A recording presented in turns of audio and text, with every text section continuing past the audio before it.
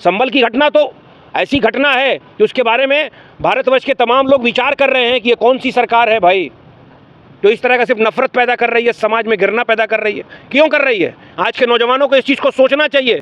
इसलिए सिर्फ कर रही है, इस धार्मिक उन्माद को पैदा कर रही है। नौजवान रोजगार की बात ना करे, मुल्क पर जो कर्ज बढ़ रहा है उसके बारे में चर्चा ना हो, लोकतंत्र की जो हत्या हो रही है उसके बारे में चर्चा ना हो, जनता के चुने हुए जो जनप्रतिनिधि हैं, जो विपक्ष के हैं, उनके ऊपर कार्रवाई करके, उनके ऊपर मुकदमा करके इसकी खानापूर्ति की जा रही है। देखिए, जब कातिल भी वही, मुंसिफ भी वही, तो इंसाफ की गुहार कहाँ कीजिएगा पत्रकार महोदय? सक्सेना जी को तो सुओ मोटो कॉग्निजेंस लेना चाहिए संभल के इशू पे, इस तरह की घटना क्यों हुई है। हम ये कहते हैं कि 1991 में जो कानून बना था प्लेसेस ऑफ वर्शिप का, सबसे पहले इनको तो अभी बहुमत है ना मोदी जी को, उसको पटल पे लाए, सदन में पारित कराएं, उस कानून को निरस्त करें, तब इस तरह का सर्वे हो। ये क्या तरीका है? 500, 600, 700 साल पुरानी मस्जिद, मदरसे, उसके ऊपर ये किसी न किसी कोर्ट से एक ऑर्डर लेते हैं, उसका सर्वे कराते हैं। संविधान का स्थापना दिवस आज था। आदरणीय प्रधानमंत्री भी संविधान को अपने सर पर लेके पार्लियामेंट के सेंट्रल हॉल में गए और तमाम तरह की बातें की गई।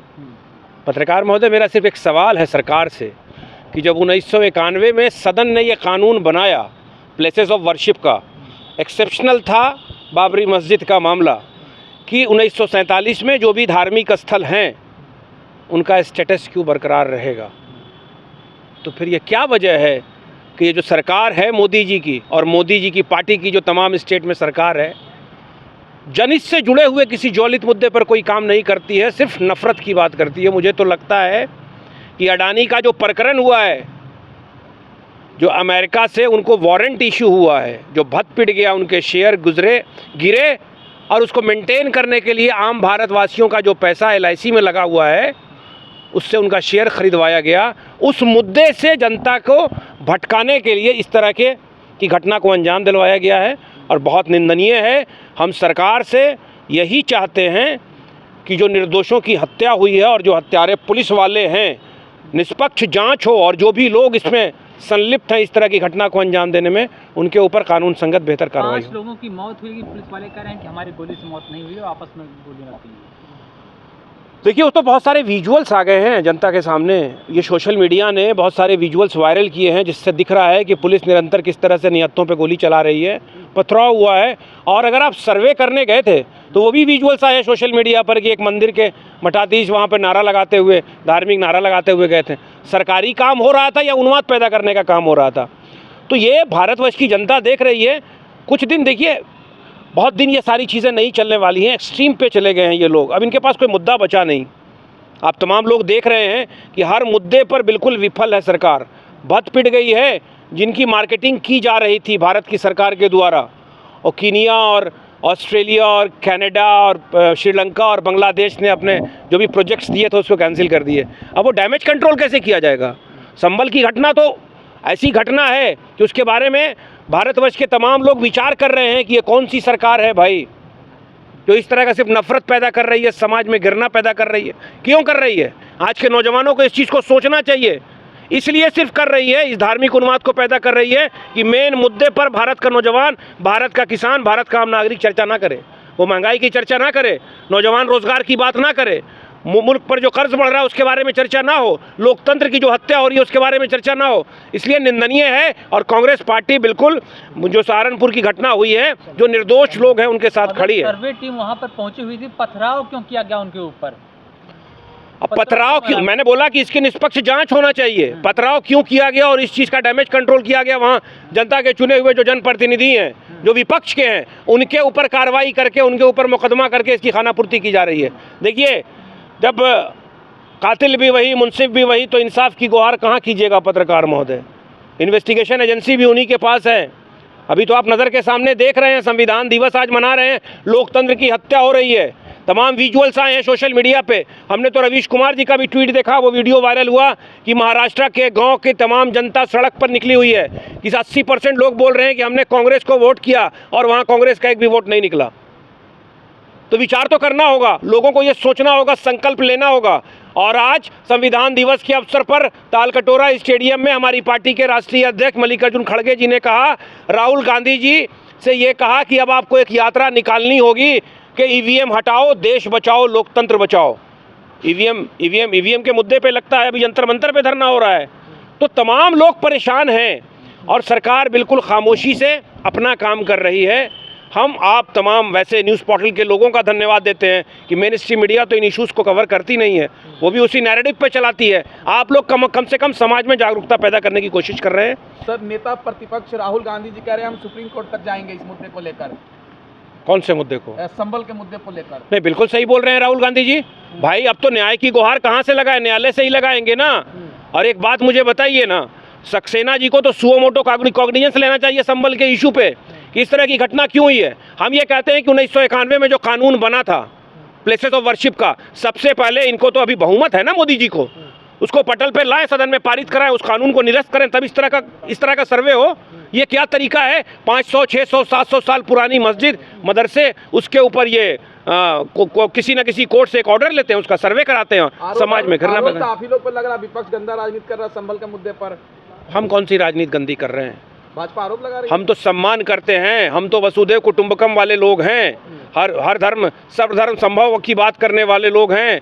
हम तो जो धार्मिक ग्रंथ में जो सच्ची बात बताई गई है उस चीज़ का पालन करने वाले लोग हैं।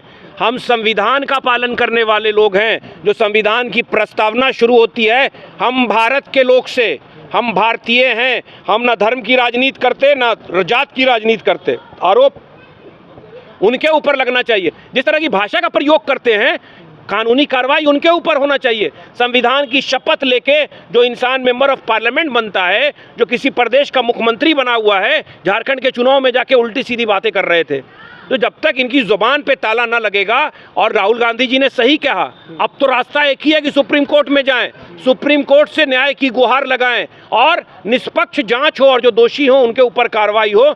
नज़ीर कायम होना चाहिए, तभी इस तरह की घटना घटेगी। 91 की बात आप कर रहे हैं कि उसमें जो सुप्रीम कोर्ट के जो पार्लियामेंट में जो हुआ था कि जो धार्मिक स्थल जहाँ पर हैं अथवा तो ऐसे ही रहेंगे, लेकिन उसके बाद जब बाबरी मस्जिद का मामला हुआ तो उसमें भी जब मूर्ति हटाई गई, मूर्ति रखी गई, ताला तोड़ा गया, ये तमाम चीज़ तो कांग्रेस के शासन में हुआ था, तब ये चीज़ें नहीं आती क्या? देखिए, हम आपको एक बात बताते हैं, एक चीज़ को आप समझिए, हर चीज़ हर पार्टी की एक विचारधारा होती है।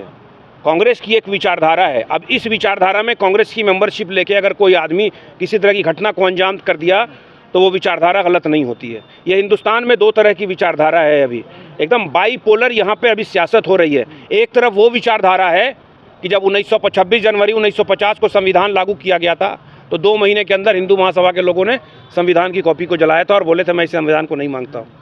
एक तरफ वो विचारधारा है जिसने इस हिंदुस्तान का निर्माण किया, जो संविधान के निर्माण में भी कॉन्स्टिट्यूएंट असेंबली के मेंबर भी रहे और संविधान को सशक्त बनाया और भारतवर्ष के हर वर्ग के लोगों को सामान्य अधिकार दिलवाने की कोशिश किया। तो ये विचारधारा और वो जो बात आप बोल रहे हैं, सुप्रीम कोर्ट का जजमेंट भी तो पढ़िए जनाब। किसी की आस्था का सम्मान करने के लिए किसी जगह को दे दिया गया एक पर्टिकुलर जजमेंट, पढ़िए ना। आपको आर्कियोलॉजिकल सर्वे ऑफ इंडिया ने कोई एविडेंस तो दिया नहीं कि सुप्रीम कोर्ट उस पर जजमेंट दे। हम तमाम लोग खामोश रहे। हम तमाम लोग इसलिए खामोश रहे कि हम इस देश से प्रेम करते हैं, इस देश की संस्कृति से प्रेम करते हैं। मुसलमान खामोश रहे। ये दूसरी बाबरी बनने जा रही है। नहीं, आपको एक बात बताएं पत्रकार महोदय, जिस तरह की राजनीति और जिस तरह की घटना को अंजाम दिया जा रहा है, हर चीज़ की एक सीमा होती है। अब आप 500-600 साल पुरानी इमारतें जो हैं, जब हिंदुस्तान आज़ाद हुआ और आज़ादी के बाद तमाम तरह के कानून बने, एक दूसरे की आस्था और एक दूसरे के धार्मिक स्थल का सम्मान करने की बात हो रही है, तो आप निरंतर, क्योंकि शासक आप बने बैठे हैं, आपके अधीन तंत्र है, आपने अपने लोगों को छूट दे रखा है कि सड़क पर अराजकता पैदा करें। हम लोग, कांग्रेस पार्टी वैसा नहीं करने देगी। कानून का राज कायम करने का प्रयास किया जाएगा और हो सकता है कि हमारे नेता फिर से इस हिंदुस्तान में एक नई यात्रा शुरू करें, जैसा आज हमारे राष्ट्रीय अध्यक्ष बोल रहे थे। चुनाव के नतीजे आने के बाद ये तमाम चीज़ें शुरू हो गई, कैसे देखते हैं इसे? क्योंकि देखिए, आप इसलिए किया गया ना पत्रकार महोदय, चुनाव के नतीजे आने के बाद, नतीजे आने से 2 दिन पहले अडानी का प्रकरण, उससे लोगों का जो ध्यान था उसको हटाने के लिए, और दूसरा महाराष्ट्र का जो रिजल्ट आया है और जिस तरह की बातें खुल के सामने आ रही हैं कि पब्लिक अब सड़क पर आ रही है, पब्लिक सड़क पर आ रही है कि मैंने इनको वोट दिया ही नहीं तो ईवीएम में इनका वोट कैसे निकला। तो इन सारे मुद्दों से लोगों का ध्यान हटाने के लिए इस तरह की घटना को अंजाम दिया गया, क्योंकि इनकी बुनियादी नफरत पे है। उसी लाइन पर इन्होंने पॉलिटिक्स की है। 2 से 80 पर पहुंचे थे पत्रकार महोदय इसी मुद्दे पर। अब देख रहे हैं कि पूरे मुल्क को तो लूट लिया है, कहीं कुछ बचा है नहीं मुल्क में। अब अडानी का प्रकरण भी खुल गया है, वो जो इनके दोस्त हैं जिनको तमाम संपत्ति बेची है वो भी डिक हो गए हैं। अब इनके पास फिर वही है कि इसी एजेंडे पर काम करो कि समाज में नफरत पैदा हो कि हमसे कोई मुद्दे की बात ना करें। मुझे लगता है कि इसी लाइन पर वो काम कर रहे हैं, मगर कांग्रेस पार्टी का ये प्रण है कि हम संविधान में जो मौलिक अधिकार है उसको बचाने की लड़ाई अंतिम क्षण तक लड़ेंगे। तो ये आखिरी सवाल, आज दिल्ली में संविधान दिवस कांग्रेस पार्टी के द्वारा मनाया गया, इसमें आप लोगों ने क्या संकल्प लिया? संकल्प तो लास्ट में कंक्लूजन किया ना राष्ट्रीय अध्यक्ष ने कांग्रेस के।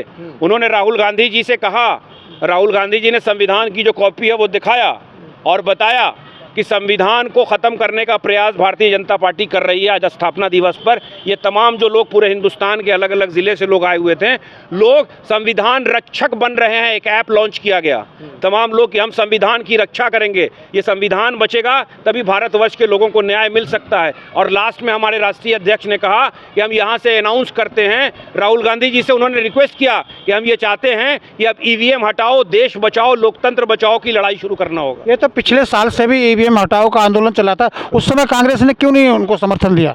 अब आज कांग्रेस के राष्ट्रीय अध्यक्ष ने इस चीज़ का प्रण लिया, बोला है, अभी ये न्यूज़ पे चल रहा होगा कि हमारे राष्ट्रीय अध्यक्ष ने ये कहा है तालकटोरा स्टेडियम में पूरी मीडिया के सामने, लोगों के सामने, कि अब ईवीएम हटाओ, देश बचाओ, लोकतंत्र बचाओ की बात करना होगा। जब तक ईवीएम नहीं हटेगा तब तक लोकतंत्र नहीं बचेगा, और जब लोकतंत्र नहीं बचेगा तो इसी तरह का अन्याय आम जनता पर ही भारतीय जनता पार्टी की सरकार करती रहेगी। धन्यवाद।